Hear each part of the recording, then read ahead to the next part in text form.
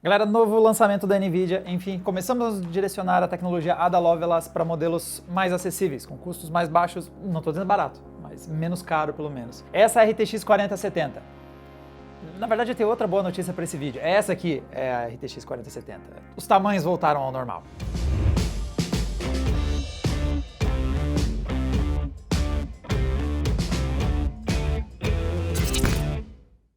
Galera, placa nova na praça, mas com certeza vocês devem estar na dúvida como é que vai ser o preço dela e principalmente das rivais. Se vai valer a pena, vou mencionar vários modelos aqui ao longo desse vídeo. E para vocês ficarem sabendo quando esses modelos todos, ela ou concorrentes, estão com preço legal, dá uma olhada no nosso QR Code, tá aí na tela, que são os nossos grupos de Telegram e WhatsApp. Então sempre que a gente acha uma oferta maneira, a gente vai lá e manda direto pro seu celular, para você ficar sabendo daquela ofertinha maneira, dar aquele upgrade no seu PC. E quem sabe aí, é sempre legal o hardware novo, mas às vezes até os da geração anterior pode aparecer por um preço bom. Então fica de olho aí nesses grupos que a gente vai tentar achar as coisas, os preços que mais estão valendo a pena para vocês. Deixa eu fazer espaço aqui e começar pondo a 4090 um pouco mais para lá, porque ela ocupa muito espaço na mesa assim. Senhores, essa aqui é a RTX 4070.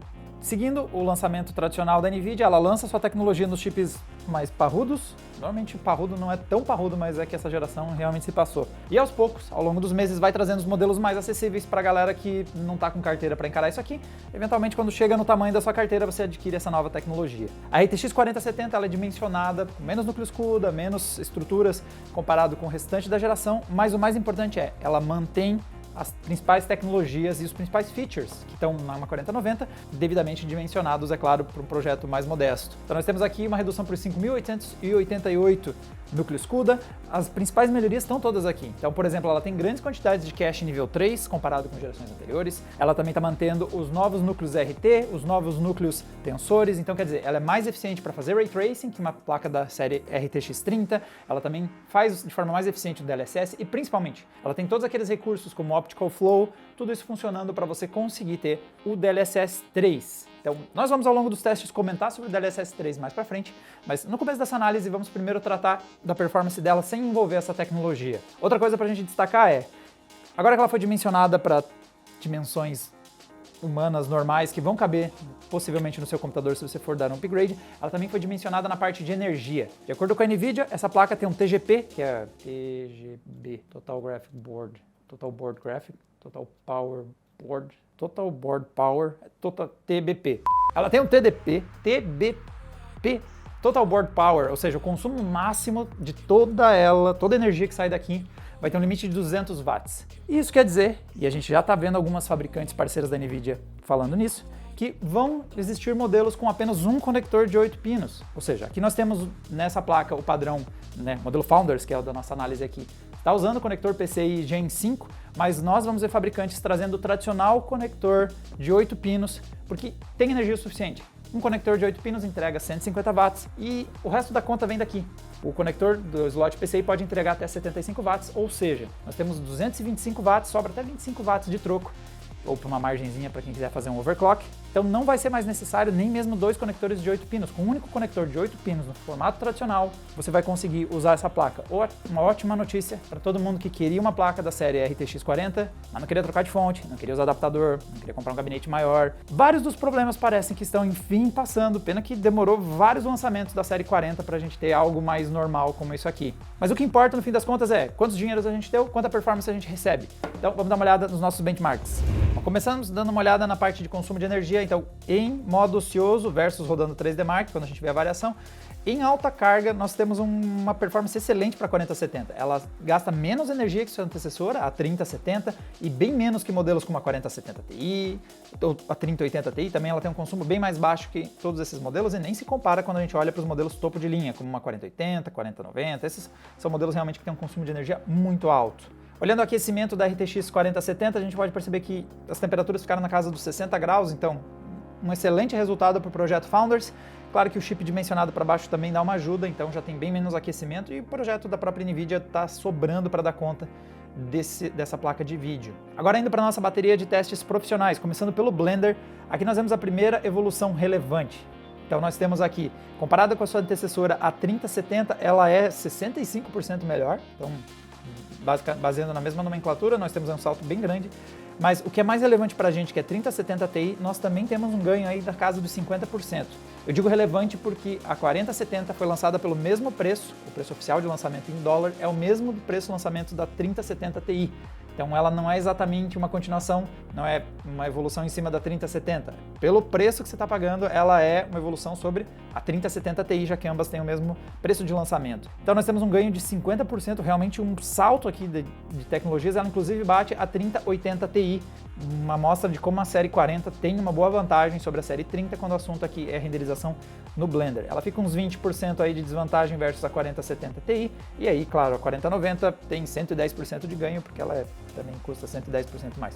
Olhando agora o Adobe Media Encoder, nós temos mais uma vez uma evolução perceptível dela versus a série 30, então versus a 3070 ela termina em 20% menos tempo, e versus a 3070 Ti também fica mais ou menos nessa casa. Nós temos uma evolução de performance e novamente ela bate a 3080 Ti.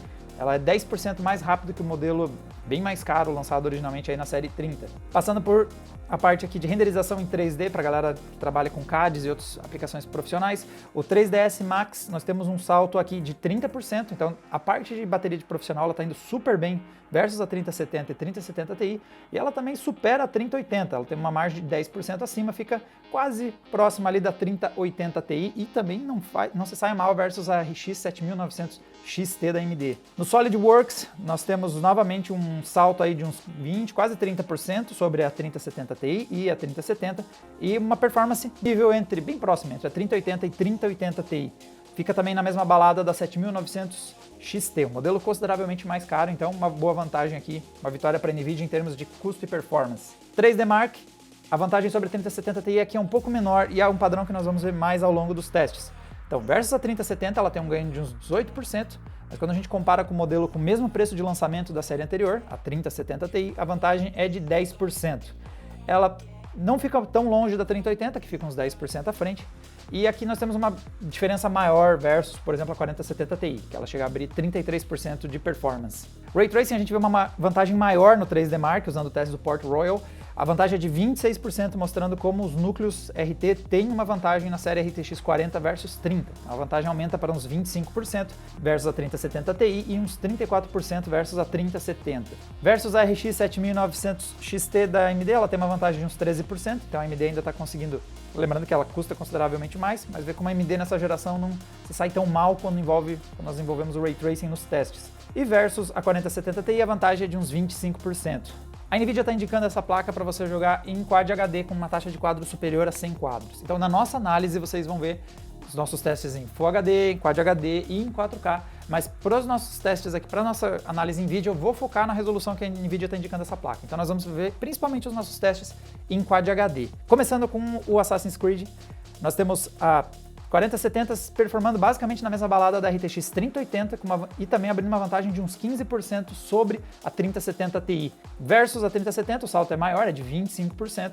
E dando uma olhadinha lá para cima, a 4070 Ti abre uns 15% de vantagem sobre ela, bem como a 7900 XT já chega a abrir uns 30%. Esse é um game que a AMD costuma se sair bem. Call of Duty Modern Warfare, falando em games que a AMD se sai bem, esse é definitivamente um deles. Então, a 3070 Ti nós abrimos uma vantagem de uns 25, quase 30% sobre a 3070 Ti. E na verdade esse é um teste que a 4070 se sai super bem. Ela passa a 3080 e até a 3080 Ti ela consegue deixar para trás. A diferença para a 4070 continua ali oscilando na casa dos 10 a 20%. Então aqui nós temos uns cenários de maior distância em games, que é os 20%. E versus a AMD ela vai embora. Até a 6900 XT é mais rápida que ela e com certeza a 7900 XT abre muito mais vantagem. Dando uma olhada agora no Fórmula 1 2022, a gente aqui está renderizando em Quad HD de forma nativa, então não estamos usando o DLSS nem o FSR nesse teste, nesse exato momento. Nós temos uma performance em Quad HD igual à da 3080, então ela abre uns bons 23% de vantagem, então aqui, novamente, envolve o Ray Tracing, costuma ser bem favorável para a série 40 versus a série 30. Fica bem à frente da 3070 e empata com a 3080, ficando aí só uns 15% atrás da 3080 Ti, então resultado bastante positivo. Versus a 4070 a gente vê uma diferença de uns 23%. Aqui é um daqueles cenários, nós estamos tendo 73 FPS, é aqueles momentos em que para você buscar esses 100 FPS que a NVIDIA vem falando, é necessário você habilitar o Frame Generator. Já vamos falar do gerador de quadros do DLSS 3 mais para frente. Flight Simulator também renderizado nativamente, sem o DLSS, sem FSR. Nós temos ela novamente performando muito parecido com a 3080 e abrindo uma vantagem bastante grande sobre a 3070 Ti. Nós temos um ganho de 30%, mais de 30%, indo já para quase 40%. Nesse teste a AMD tem uma boa vantagem, então você vê que a 6900 XT já fica na frente da 4070 e a 7900 XT abre mais de 30% de vantagem. Red Dead Redemption, nós temos na resolução Quad HD, aqui não está sendo usado o FSR e o DLSS nesse teste. Nós temos novamente uma vantagem aí de uns 17% versus a 3070 Ti. Aqui é um teste, novamente as Radeon se saem super bem, então nós temos uma vantagem de 30%, de 10% da 6900 XT sobre esse modelo e a 7900 XT abre aí quase 30% de vantagem.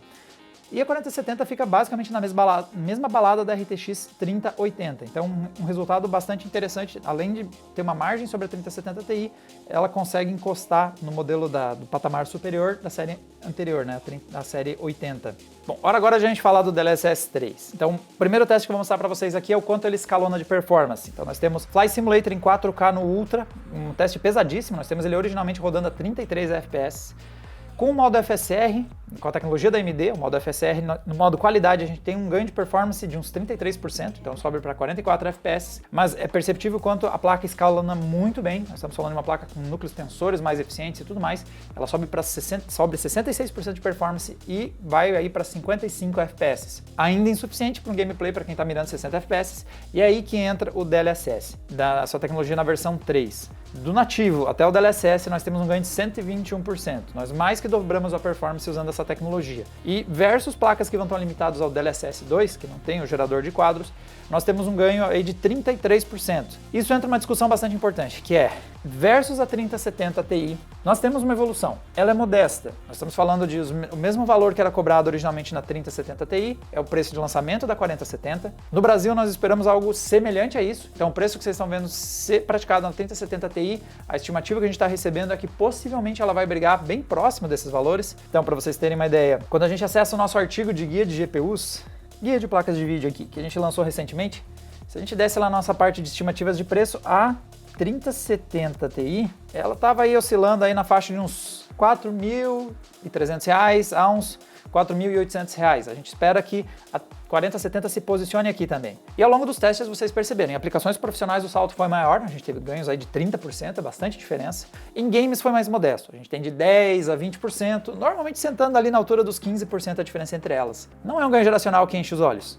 15% é uma coisa muito relativamente modesta de uma geração para outra, normalmente a gente gostaria de ver saltos maiores, mas tá ali, numa placa que vai entregar um pouco mais de performance do que o que havia da geração anterior e principalmente não vai forçar você a trocar a sua fonte e o seu gabinete. E é aqui que entra o DLSS 3, a gente já criticou ele bastante no passado e principalmente vem um certo incômodo em como a NVIDIA trata ele como se fosse igual a qualquer outro teste. Eles jogam o resultado do DLSS na tela junto com o resultado sem o Frame Generation e tratam como se fosse a mesma coisa e não são. No nosso vídeo recente sobre o DLSS 3 a gente já mostrou que existe um pouco de artefato em alguns dos quadros gerados, nós temos uma mudança na latência dos comandos, então ele não pode simplesmente ser colocado como se fosse uma comparação de maçãs com maçãs, banana com banana, ele é uma fruta diferente ali no meio, mas é nesse cenário em que eu acho que ele pode ser um diferencial positivo. Então nós já temos sem o DLSS 3 um ganho de performance. Nós estamos conseguindo 10, 20% mais desempenho versus a placa de mesmo preço da geração anterior.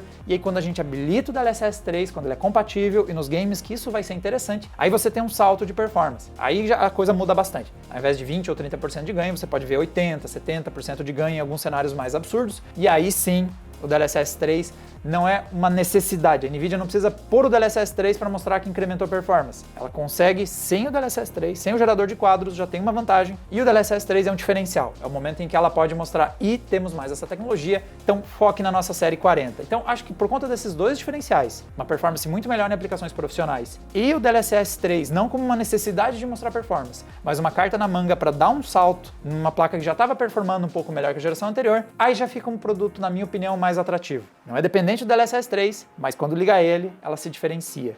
E agora vocês perguntam, Quando que eu devo ligar o DLSS 3? Essa apresentação aqui da NVIDIA é um bom momento para a gente entender quando o DLSS 3 vai ajudar e quando ele não vai ajudar. A primeira coisa é que está começando a ficar mais claro quando eles habilitam o DLSS 3 nas apresentações da NVIDIA. Então vê aqui que as barrinhas estão indicando o DLSS 3 on, não simplesmente colocando a taxa de quadros como se fosse habilitado ou não na disputa. É algo que a gente viu em slides anteriores, então se a gente volta aqui para essa apresentação, aqui eles estão mostrando claramente como o ganho de performance do 2070 Super é de 1.8 sem o Frame Generation e sobe para 2.6 com o Frame Generation. Então, pontos para a NVIDIA, começando a diferenciar mais claramente quando a tecnologia está ligada ou não tratando como se fosse igual. Mas aqui nós temos uma boa noção de quando ele faz mais diferença. Então, nós temos um salto de performance que vai, por exemplo, Plague Tale, nós temos um salto de 51 FPS para 109 FPS, né? Dobrou a performance, saindo da resolução nativa até todos os recursos do DLSS mais o Frame Generation, a gente tem esse salto de performance. Mas o ponto mais importante, na verdade, está na barra aqui da esquerda. Isso aqui é a latência dos comandos. Então nós temos que, sem esses recursos, os comandos estavam com uma latência de 70 milissegundos. É porque o jogo está rodando a 50 FPS, e o seu comando, mais a renderização do quadro, mais a exibição do quadro, estava entregando uma latência de 70 milissegundos. Com o DLSS 3, a gente tem uma latência de 48 milissegundos. E aqui vem um ponto importante. De acordo com a NVIDIA, com testes internos, o número que você deve procurar é 50 milissegundos ou menos por uma sensação de latência baixa de comandos responsivos. Isso é uma coisa bastante subjetiva. Então não tem como a gente cravar um valor que vai ser confortável para você. Tem gente que vai perceber latências com granularidade muito maior. Então tem gente que pode ir até quase 100 milissegundos e ainda acha que os comandos estão responsivos. Vai ter gente que vai achar 50 milissegundos lento. Principalmente o pessoal mais adaptado a games competitivos, altas taxas de quadro, pode ser que notem 50 milissegundos seja ruim. Mas de acordo com a NVIDIA, 50 milissegundos ou menos é um sweet spot interessante. Então vê como a latência do comando melhorou para 48 milissegundos. E na minha experiência, a impressão que eu tenho é essa mesmo. 50 milissegundos de tempo de resposta é um tempo aceitável. Então quando o DLSS 3 entrega menos que isso, especialmente em games que não são competitivos, ele deve ser habilitado. Então são bons exemplos que eles têm aqui. O Plague Tale Requiem, Cyberpunk 2077 também é um outro bom exemplo de como pode reduzir bastante para 52 milissegundos. E tem um caso aqui que eu sei que fica ruim e é interessante para a gente discutir, que é lá embaixo, The Witcher 3 Wild Hunt. Estava rodando a 33 FPS. Com o uso das tecnologias DLSS, ele subiu para 80 FPS. E a latência dos comandos está em 58 milissegundos. Como eu já testei o gerador de quadros, eu sei que ele não funciona bem no Witcher, porque ele não está entregando uma taxa de quadros boa. Então o que acontece? Quando você tem um gameplay abaixo dos 45 FPS, rodando sem aplicar o gerador de quadros, as latências ficando acima dos 50 milissegundos, realmente o gameplay não fica responsivo. Então aqui nós temos um exemplo de esse é um cenário em que o DLSS 3 não vai resolver o seu problema para ter boas latências. É claro que estava 155 milissegundos, estava horroroso antes de aplicar, melhorou, mas ainda assim não está bom bastante. Esse é o momento em que você realmente vai ter que reduzir a qualidade gráfica, vai ter que fazer ajustes, porque o gerador de quadros não vai resolver isso. Ele vai aumentar a fluidez da imagem, mas ele não vai tornar os seus comandos mais responsivos. Então tem momentos em que o DLSS 3 ele não resolve tudo, mas ele tem cenários muito bons. E os cenários que eu destacaria são games que não envolvem competição, e normalmente os games competitivos estão rodando mais a 100 quadros na 4070. E por fim, games de história, aventura, que você vai jogar sozinho, então Plague Tale Requiem, Dying Light, um outro exemplo, Cyberpunk, esses games que você não vai ter problema nenhum em ter uma latência um pouquinho maior nos comandos, mas abaixo dos 50 milissegundos você ainda vai ter uma impressão que é um bom gameplay. Então tudo isso faz com que, no fim, a 4070 é o lançamento mais positivo até o momento da série 40. Eu acho que ainda é uma família de placas que, comparado com outras gerações, não nos entregou um salto tão grande. Então, tem evolução de performance, mas isso é meio que o mínimo que a gente espera. E gerações anteriores a NVIDIA estava entregando a mesma coisa pelo mesmo preço e dizendo, pera, tem DLSS.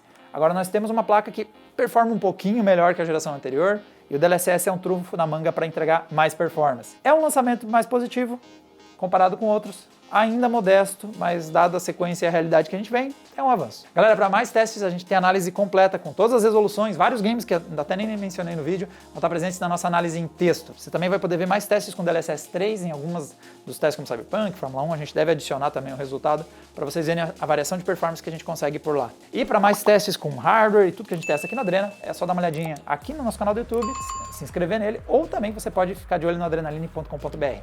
Galera, até a próxima. Tchau, tchau!